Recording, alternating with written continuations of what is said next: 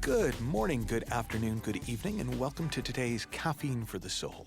And today I wanted to talk about what inside out really means. So if you've been following these podcasts or my blogs or my books, you know I talk a lot about this thing that I call the inside out understanding, or the book was called The Inside Out Revolution.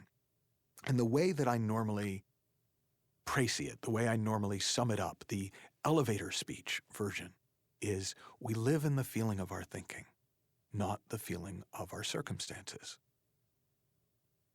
But while that is easy to say, the downside to it is it's easy to take literally. That all it is, well, okay, so yeah, we feel our thinking. Great, got it. What else you got? That was useful. What else? What other useful things do you have? And I think in some ways, while the upside is, for some people, that is enough to change their entire life. For others, it seems too simple. It seems too, oh, okay, so what you're saying is that what I'm feeling on the inside isn't a function of what's going on outside. What's going on outside is somehow a function of what's going on inside. And it gets kind of translated in people's minds as a sort of a law of attraction kind of an idea, or that in some way I'll have a different experience of the outside depending on what I'm thinking on the inside, but there's a real outside and a real inside, and that inside means inside my body. But when I talk about inside out, when the mystic Sid Banks talked about inside out, when people in the Three Principles understanding talk about that experience only works in one way, from inside to out, what they're really talking about, what I'm really doing my best to describe, is that the form comes from the formless. That which we can see and touch and taste and smell and hear comes from that which is untouchable, untastable, unhearable, unseeable, unthinkable, unknowable, ineffable.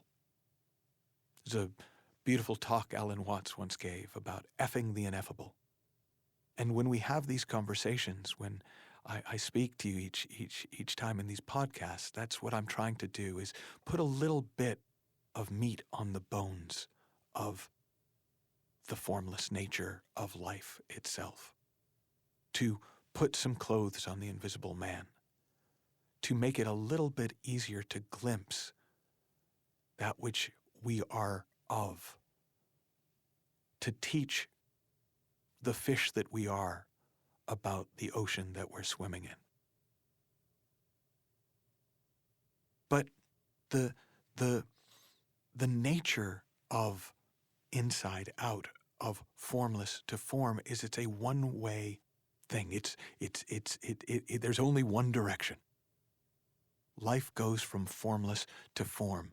The Catholic Church many years ago put forward the notion that there is only one source to everything. Everything is created not by man, but by God. Well, another way of saying that is everything comes from nothing, comes from no thing, comes from that space out of which everything comes. What the Taoists called the fertile void, so fertile that you just drop one seed into the void and something is created. Well, the seeds that we drop into the fertile void of the formless are thought. They're made of thought. They're thoughts. And that's why it's said, well, thought creates reality. That's why the physicist David Bohm said, thought creates our world, and then says, I didn't do it. Because any thought that comes into that fertile void starts to take form. That's why Sid Banks, the Scottish mystic, called thought the missing link between the formless and the form. And we live in both worlds. We are of the formless, and we live in the world of the form. We are the inside and the outside. Another thing that Sid Banks talked about was that if you really want to experience oneness, if you want to see the true nature of the universe, you have to drop all thought that there's any difference between inside and outside, between formless and form, between the world of spirit and the world of stuff. All thought there's a difference between the ocean and any of the waves.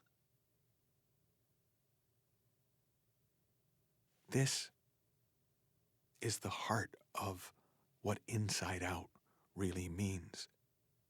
That everything comes from nothing. That the form comes from the formless. That when we return to that formless nature, when we glimpse that unglimpsable, that ineffable, spiritual, divine, in the true sense of divine, which just means hidden, nature of all things, of all life, then we get the best of both worlds. We get the peace and the expansiveness and the spaciousness of the divine. And we get the fun and the challenge and the highs and the lows and the thrills of victory and the agonies of defeat in the world of form. In other words, we get to be in the movie and watch the movie. We get to know that what's going on up on the screen isn't real and totally lose ourselves in it for hours at a time anyways. We get to enjoy all of it. And when we enjoy, when we live in joy, it does something for us. It does something to us. And that has an exponential knock-on effect on the world.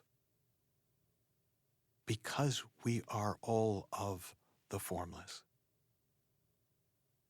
Anytime our form gets a little more soluble, gets a little bit more fluid, gets a little bit more as it really is, as we melt back into the divine, something new can be created in any moment. And our melting back into the divine somehow ups the melting point or lowers the melting point of everything else. And the consciousness of the whole planet is impacted by your seeing something, anything about consciousness itself.